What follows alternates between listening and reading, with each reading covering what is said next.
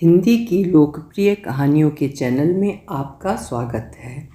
आज सुनिए हिंदी की सुप्रसिद्ध लेखिका मृदुला गर्ग जी की लिखी हुई कहानी रुकावट।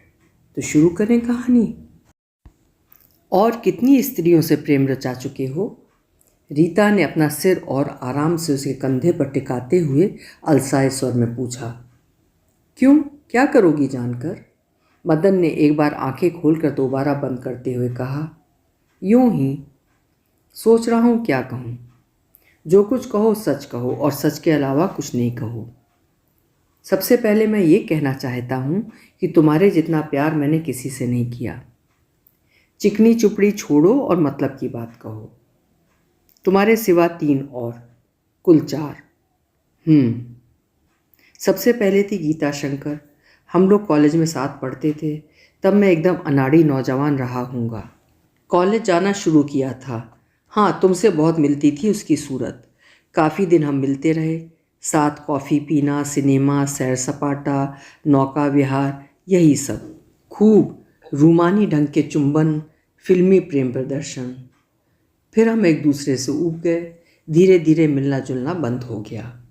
फिर थी वो छोटे कटे बाल थे उसके, क्या नाम था याद नहीं आ रहा। देखो ना, मुझे उसका नाम तक याद नहीं। फिर जब मैं बम्बई में नौकरी करता था तब। अचानक वो चुप हो गया। छोड़ो, फिर उसने कहा, बताओ ना। तब मेरा ख्याल था मैं सचमुच उससे प्रेम करता हूँ। अब सोचता हूँ आसक्त रहा हूँगा। 5-6 माह हम नियमित मिलते रहे। वो किसी कंपनी में नौकरी करती थी, सेक्रेटरी थी, अकेली रहती थी। हर शाम और रात अपनी थी। मैं भी अकेला रहता था ना बम्बई में। फिर मेरा तबादला कलकत्ते हो गया। वो शायद कुछ दिनों के लिए अमेरिका चली गई थी।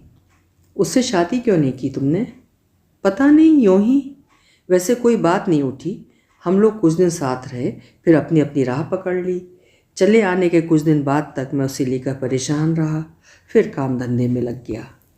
उस वक्त तुम उससे प्रेम करते थे ना? सोचता तो यही था।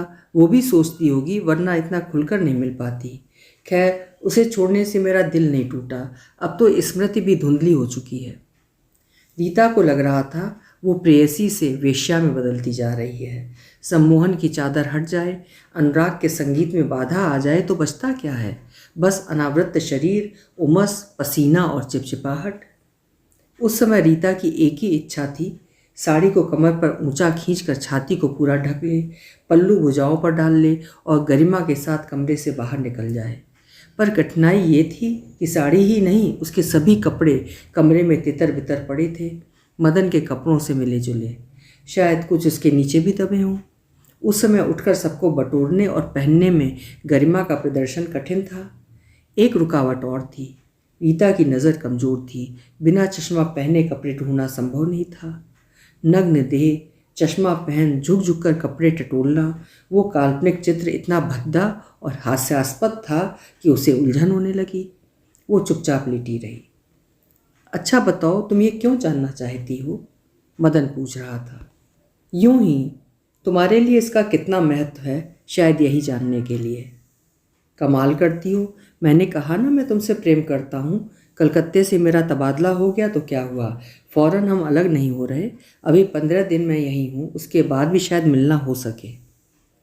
रीता को सहसा अपने पति का ख्याल आ गया। उसका स्नेही, सज्जन, संवेदनशील पति। न सही प्रणय की उत्कट लालसा, न सही श्रृंगार का मुग्ध संगीत, न सही उन्माद में लुप्त चेतना। स्नेह तो था और संवेदना और आदर। वो उसकी हर इच्छा पूरी करने के लिए तैयार रहता था। जीवन अबाध गति से चलता था। कोई संशय नहीं, अविश्वास नहीं, अशांति नहीं। क्या रखा था इस प्रेम संबंध में? चोरी छिपे होटल में मिलना, मैनेजर से लेकर बैरे तक की नज़रों से बचना। आज वो लिफ्टमैन कैसे देख रहा था उसकी तरफ? ये अकुलाहट, ग्लानि, आत्मछलना, और वो जरूर उसके शरीर की तुलना करता रहता होगा। उसकी देह ऐंठने लगी। अब नहीं आऊँगी, उसने निर्णय किया। सोचा, कहे मेरे कपड़े दे दो, मुझे जाना है, पर वो तय नहीं कर पाई। ठीक किस स्वर में उन शब्दों को कहे कि वे हास्यास्पद न लगें। मन ही मन जितनी तरह उन्हें दोहराया, शब्द भद्दे और बेतुके लगे। वो चुपचाप लेटी रही। इतना जरूर किया कि जब मदन ने उसकी ओर करवट करके होंठ उसके वक्ष पर रखे तो उसने अपनी देह कठिन काट कर ली। काट को नग्नता की क्या लज्जा। जाने भी तो, अब छोड़ो रूठना। सच डार्लिंग, ऐसे मत करो। कितना कम समय है हमारे पास रीता। रीता डार्लिंग, कहाँ के गड़े मुर्दे निकालने चली कि खुद मुर्दा हो गई। जाने भी दो, मदन चुंबनों के बीच कहे जा रहा था। जाने भी दो, उसने सोचा। बह जाओ, डूब जाओ, छिन्न भिन्न हो जाओ, फिर निकल जाओ अवचेतन मिलन से झिलमिलाते आलोक में, वैसे ही अर्ध तृप्त अर्ध त्रसित, वही अनंतर आदि अंत। वो चुपचाप लेटी रही। मदन ने हाथ का सहारा देकर उसका सिर अपनी बाह पर ऊंचा कर लिया। ठीक हो? उसने पूछा। रीता ने हल्के से सिर हिला दिया। कुछ देर चुप रहकर वो कहने लगा, तुम सचमुच सुंदर हो, और स्त्रियों की तरह साज सज्जा और रंग लेप के कारण नहीं, तुम्हारी हड्डियां ही सुंदर हैं। जितना आकर्षक तुम्हारा शरीर है उतना ही मोहक तुम्हारा हृदय और मस्तिष्क। जानती हो तुम्हारा नाम क्या होना चाहिए था? अनुपमा, अनन्या, अद्वितीया। रीता हंस दी। पर कभी कभी तुम्हारी अक्ल घास चढ़ने चली जाती है क्या? सच मुझे तुम पर अनुराग है और श्रद्धा भी, पर कभी कभी तुम बिल्कुल बच्ची बन जाती हो। ऐसा अक्सर होता है क्या तुम्हें? उसने जिज्ञासु बालक की तरह पूछा। रीता हंस दी, सिर हिला डुलाकर और आराम से उसके कंधे पर रखा और आंखें बंद कर ली। मदन की आवाज़ सुन दोबारा आंख खुली। तुम्हें 5 बजे तक घर पहुंचना है ना? उठना चाहिए वरना देर हो जाएगी। लिफ्ट से नीचे उतरते हुए मदन ने पूछा, कल कब आओगी? जल्दी आना। 10 बजे ठीक रहेगा? हाँ, देर मत करना प्लीज़ डार्लिंग रीता, उसने आग्रह के साथ कहा था। अच्छा, रीता ने कहा और हल्के से उसका गाल थपथपा दिया।